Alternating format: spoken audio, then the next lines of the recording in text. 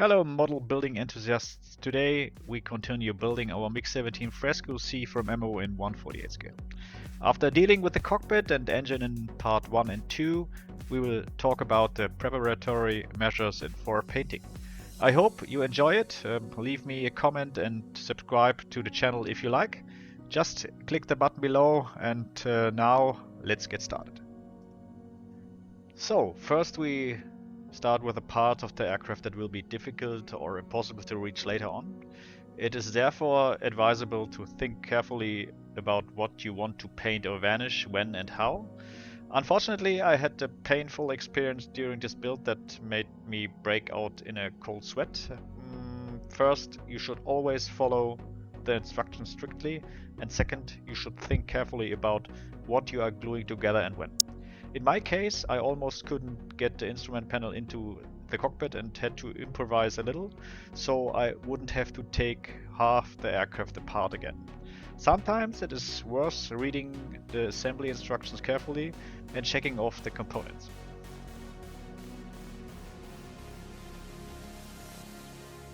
I started with a landing gear bay, which I coated with a black primer and then painted with the same colors as for the injection seat and the cockpit. The manual says these parts should be painted silver, but I don't think that is very realistic. If you look at the reference pictures, Russian aircrafts are usually painted in gray, blue or green in the landing gear base, but you can also use the silver color, it's up to you. The black primer allows you to create wonderful fake shadows, so you can play around with the colors and create more contrast in the model later on. Once the base coat has dried, and I'm talking at least 6 hours, you can start working out the first highlights on individual elevations. In my opinion, the new Atom colors are ideal for this. They are also very easy to apply as a glaze and leave a soft and even finish. This allows you to achieve beautiful color variations even without an airbrush. The important thing is to apply them in a very diluted state and then model them with a brush. But always remember that these are not all paints that you can manipulate for 2 hours or more. By applying several thin layers on top of each other, you can enhance the effect in individual areas.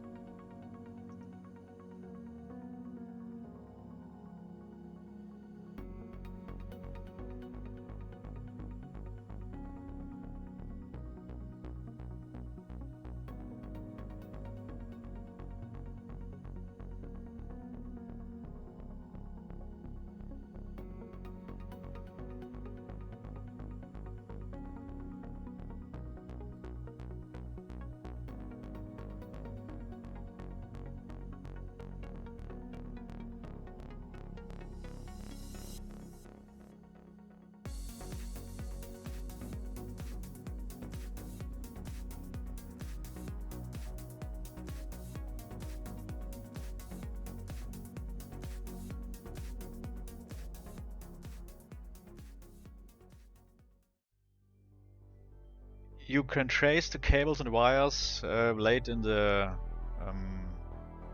real bay with a black tone and a very fine brush. I recommend 5-0 or even smaller.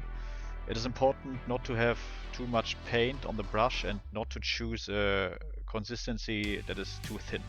Otherwise the paint may quickly run to places where you don't want it.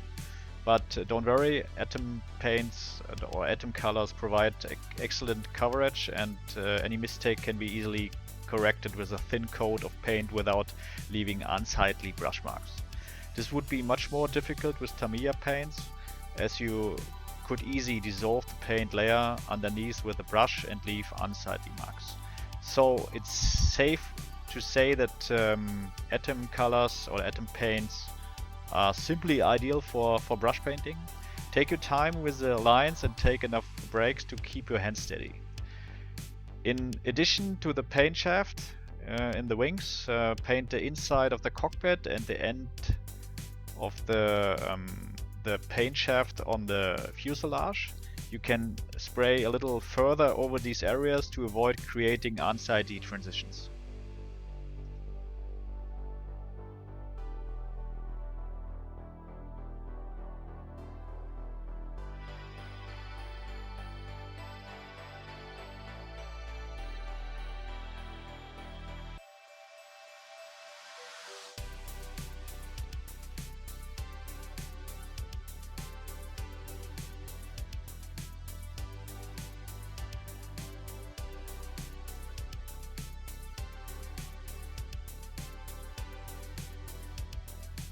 when painting the cables on the fuselage section, you can also play around with the colors a little. I decided to paint the cable connectors, cylinders and boxes silver and green, and highlight individual cables with a gray accent. This creates variety and simply looks more interesting than keeping everything black and blue. Here you should also look for reference images on the internet, because I have found that there are so many variations in colors. Adding a green, red or blue tone to one or two components creates so much variety and makes your model more interesting with little effort. Try it out and you will see that using only blue or black quickly becomes very boring. You will encounter these deviations from reality again and again in later phases, and they will ensure that your model looks more or much more interesting and harmonious than the pale and simple colors used on tanks and military aircrafts usually.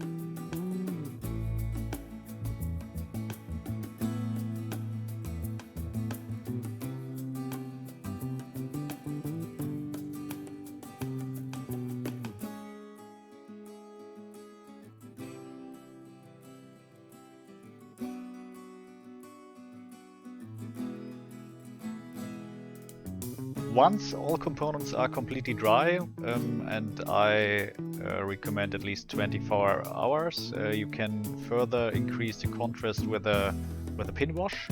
Over the past few months I have gotten into the habit of using oil paints for these washes, because in my opinion they allow more control and do not bite into paint as much as animal paints. But this is not a hard and fast rule. You always have to decide based on the situation, and it always depends on the individual preferences. When using animal washes, it is important to apply a silk matte clear coat to prevent the animal paint from eating into or biting into the first coat of paint. Otherwise you can quickly end up with unsightly marks that are really difficult to remove and can only be removed with a lot of odorless thinner or white spirit. But always remember that sooner or later this will also attack the paint.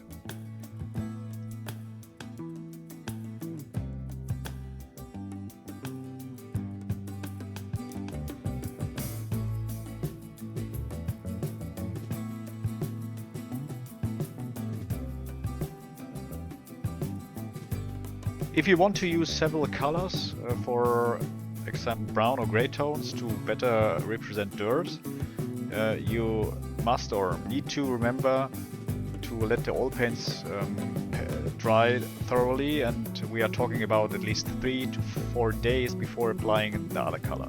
Otherwise you may end up mixing the colors or removing the first coat.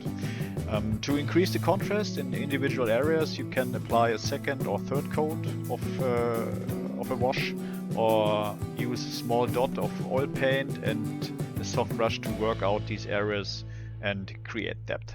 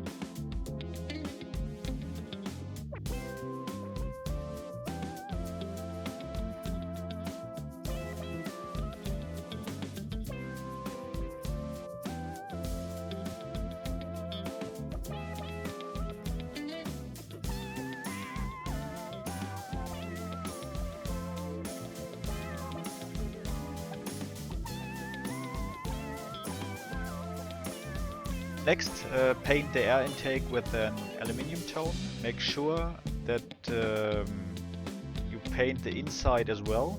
As already mentioned, for the engine, you should increase the pressure of your airbrush compressor to 20 to 25 psi, so that the AK Extreme metal paints have a smooth finish. Once you have done this, or all this, you can start assembling your fuselage and wings. However, it is important to check the position of the components, or the cockpit and the engine section in the fuselage, and the fit again beforehand.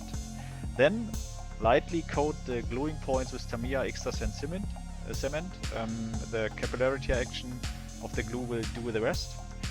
Avoid brushing over the gluing points too often, as this will leave unsightly marks. The stuff is so good that one brush stroke is usually enough. If you still think it is necessary to apply more glue in 1 or 2 places, let the area dry for a few minutes first. Before you start sanding, you should wait at least 2 to 3 hours, as the plastic may still be soft, and this could affect the sanding result. To avoid removing too much from the model, which with a sanding stick or sandpaper, or damaging the engravings too much, it is advisable to mask off areas with masking tape.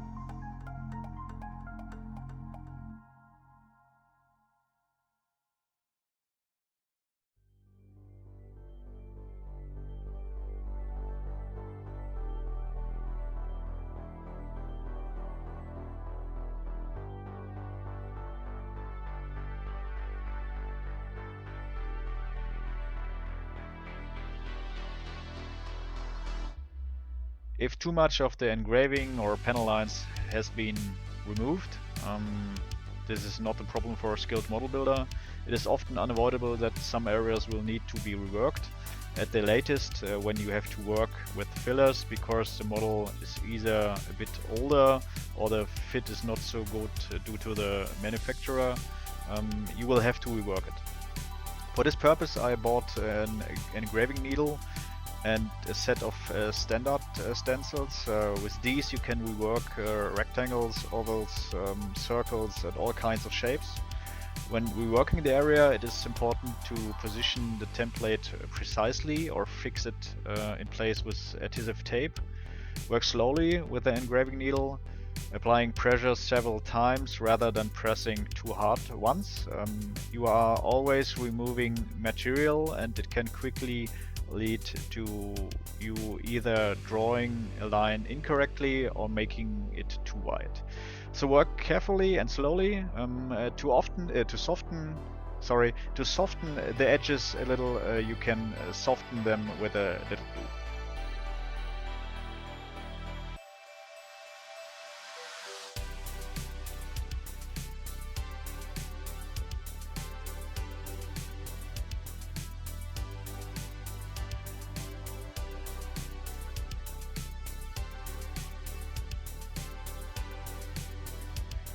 Now let's move on to attaching the middle parts. This is often a problem and used to really annoy me.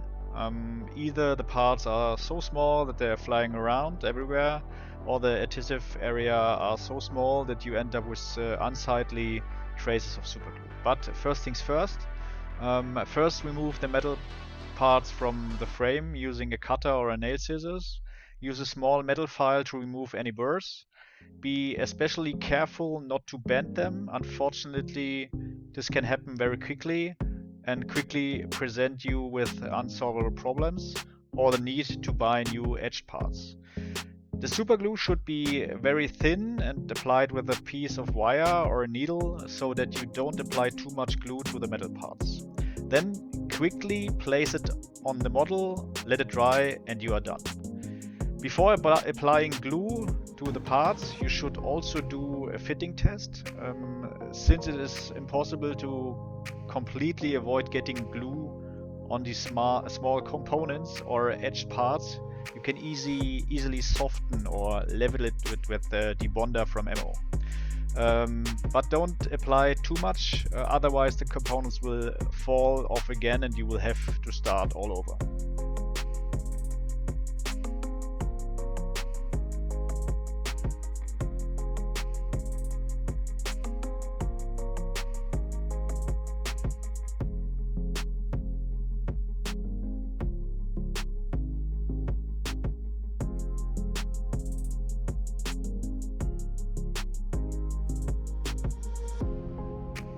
So folks, that's it for today. The model is now ready for painting. The next step is to mask off the cockpit canopy and the other areas, and then we can finally start adding color in the next part. Until then, have fun and happy modeling.